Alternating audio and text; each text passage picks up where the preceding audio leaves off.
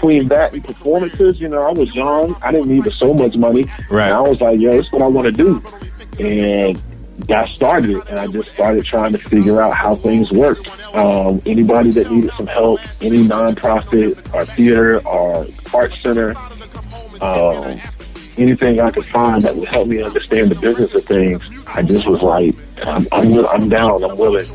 And the key was that I knew I couldn't eat just performing without, packing up my car and traipsing across the country. And I knew if I wanted to eat, I needed to be able to get out and do gigs and also figure out how to handle the other side of things, like how events work and how all of that. And so that's what I did. I figured out how to work both sides so I could figure out how to make me a little money and pay my bills. And I like you saying all, I can just see your transformation. As one time we was in the same circle, then I kind of like fell back a little bit and I always noticed, I see this guy is always on it, always finding his niche, and I always respected that. I even go back to the rappers versus poets thing when we did something together. That was just, I look at it now like that was kind of groundbreaking when you really think about it back then, considering how the market was, especially hip hop was really more on the hardcore end, I believe you can say. And then when you with the rap, with the poets, it's just so many poets I met during that time, and it expanded me personally. Like, okay, well, this is.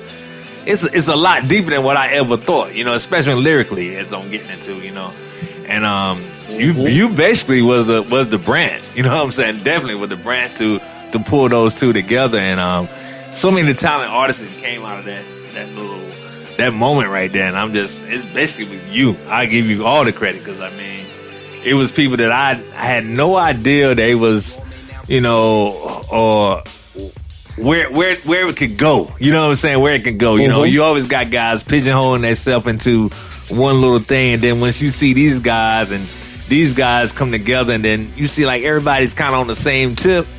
That was a great moment, man, for me personally. It was, and not only was it dope because there were poets who were hip hop heads, and so for them to be in the same building with some of the MCs who were out grinding, like they were excited. It was, and it was all love. That was everything. Yes, everybody on both sides. It's like it was all love. Major respect. Man, what's even crazier though is that later there were I was this time how things just traveled. I was probably not too long after that. I was doing some stuff in Chapel Hill, and what ended up happening was I had some young heads who came up to me and was asking me to do some stuff with them. Yeah. And it was because they were young coming through to see the Poetry Verse hip hop shows. Wow. So when they got old enough to be out and doing, started putting out music and doing shows themselves, they remembered those shows and they were like, yo, you were the dude who did the joint. And it was crazy to think like those were like young heads that was coming through, coming through the older brothers or what have you, who kind of grew up to be MCs, man. And so I got to meet like that next crop of young MCs that were coming up in the Triangle, just off of those shows, man. Right, just being involved with those shows. So that was crazy. Yeah. Okay, it's one question I said when I talked to you, I had to ask you, how does Symphony thing come across, man? How did y'all collab? Because to me, that blew me away. So that was one of the most beautiful experiences. So how it first started, because I'm probably not with the Drum Symphony about 3 or 4 years now. How it first started was they were doing a big end of the year concert, and they've been doing it at the Hayton Heritage for their Durham. Okay. And I work with the Hayton a lot, and what they wanted to do. They usually always involve vocalists, but this particular year, Maestro Curry, who runs the Durham Symphony, wanted there to be. He had some pieces that he had the theme that he wanted. He also wanted there to be spoken text. Wow! And so someone recommended me, And what I did was, we talked about what he wanted, and he let me, the pieces that he wanted done, he let me kind of like, put my own spin to them. Right. And then if I had something that was in the theme, he would let me do an original piece. So it would be a mix of things.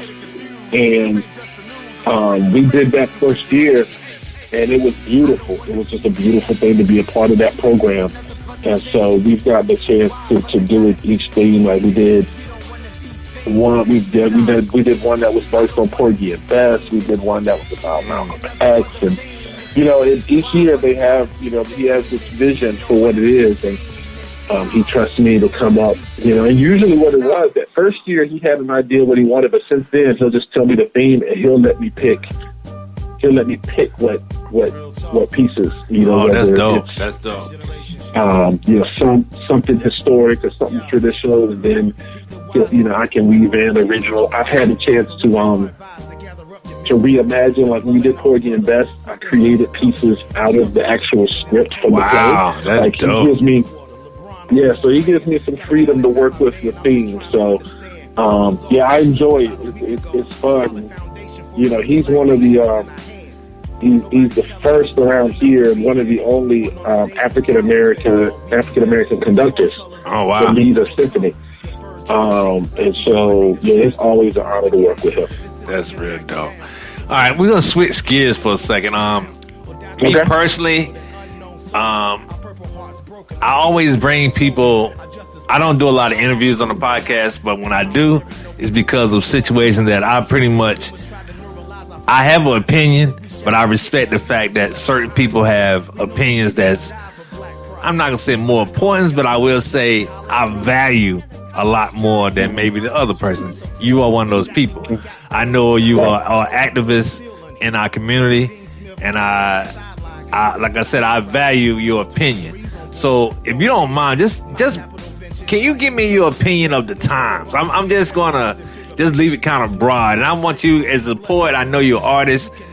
Just give me your opinion of the times of what's going on currently, from the Black Lives Matter movement to Breonna Taylor to all the George Floyd, of course, all the things that's going on. Can you just kind of give me, or give the people, just your opinion, man? Because I like to hear your view.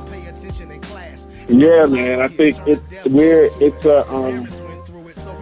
at a tipping point. I love that phrase because it just suggests that like we're at a point that's going to be a catalyst for something different. I think what we're looking at is that we just kind of had a perfect storm of folks really just being pushed to their max. We were already in a pandemic and having to deal with that. We've lost lives, and folks have lost family members and been sick and stuck in the house and had to be really reflective and really been, thinking. And then in that moment, we back to back, we had to once again see stories about losing black folks go viral, and Ahmaud Arbery, then Breonna Taylor, then George Floyd, and then there's been others. Right. There's some, we had to continue to see about, black trans folks getting killed, and we've had some things just go down, and we're watching all this happen like we have been for a while now, and we're just seeing people just be like, okay, enough's enough, like 10-4. Enough's enough. Yeah. And so one of the other things about that is we're also seeing sort of a transition, because it's like two things are happening. There's a new crop of young folks who have been like kind of like watching everything that's been happening over the past few years. True. And we hit this moment where they're at the crib. Yeah. And they're like, look, nah, I can't take this, I can't watch this. And so they hit the streets. The other thing we got going on is starting with like Trayvon and then moving on to Bill Rice and Philando Castile. Like when we moved through all those moments, there were a lot of young folks who sort of got educated on like social justice work and community work and got educated during those times, right, that are older.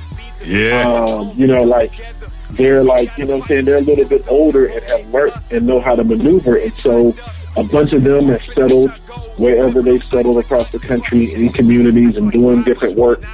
And so they've seen this, they've been through this before. So they're like, look, let me get on the horn, let me run my network, and we out in the streets tomorrow.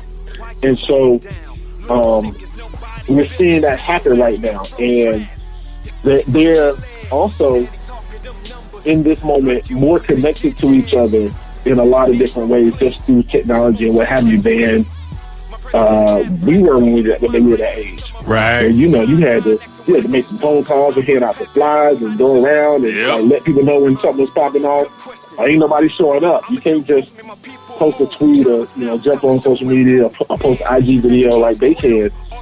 And a lot of them are following each other. You know what I'm saying? We won't let them follow each other unless we go on MySpace. Right? Right. You might have some folks in your Yahoo group, you know? Yeah. So, you know, they're able to like maneuver. And then so we're seeing that now, and I think that's why I call it a tipping point, because those of us like you and me are in that place our OGs and our elders were when we were young and had all this energy, and they're active and ready. And so our eyes are open a little bit more, and their eyes are open. And so I think we're in a place where we feel like this is a moment to really hold people accountable. The other thing about it is because we're in this moment of already facing the pandemic, folks are a little, it's not business as usual. So folks are a little bit, they got to really kind of sit with it. So yes. Anybody who might have looked at this, if they were able to still go about business and make their money and go do what they were doing, would have looked at this and been like, oh, that's what they're doing? All right, whatever. Yeah. They can't, like, dismiss it. So you got all these businesses, all these corporations, everybody felt the need to make a statement. Folks felt the need to be in solidarity and offer support. And part of that is because we had just come off a wave of folks doing the same thing for people out of work. Yep. And people worried about it. Like, people were already in this space of having their hearts and minds open. And so then you turn around and they see black folks getting killed, and they're like, oh, damn. Yeah. I can't act like I don't see this, right?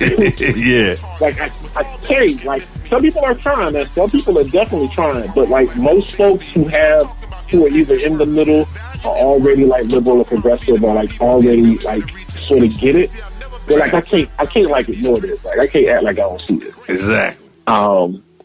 So it's going to be different. Like, everything's going to be different. We're going to operate different. You know, on this pandemic, we got everything's a new normal. Like, we're going to have to learn how we're going to operate. And part of that we've decided is not only are we going to have to learn how to operate with masks and all this sort of stuff, y'all going to have to learn how to operate with black people. Like, yep. You know, we you know, like, hey, if y'all learning something, y'all might as well learn everything. You know what I'm saying? Like, let's learn it all right now. Let's learn how to do all this. Because, and I think it's good. It's been wow, like, bro, the NFL, Roger Goodell of the NFL was like, yes, we got it wrong. That's huge. My bad. Like, yeah. What? Yeah. Y'all I never thought I heard that. Man, they did everything possible to try to act like, you know what I'm saying, there was nothing. And so, I mean, I don't think they're going to get it. They saying, they don't mind if anybody gives them a job, which Roger Goodell can say because it's still up to the owners. Yeah. I don't think Cap's going to get no job, but just the fact that he had to actually come back and be like, my bad. And it's partly because, once again, in this moment, because of this moment, when black players are at the crib, and they, same thing with NBA, like all these athletes have each other in their networks, and they have been anxious. So they've either been working out, or they've been on social media talking to each other. Yeah. So Right now, we're in a moment, there's nothing else to occupy their time other than their family, so you can't disrupt them or distract them. Yes. So they're all like, what we doing, bro? And they all like, bro, we ain't,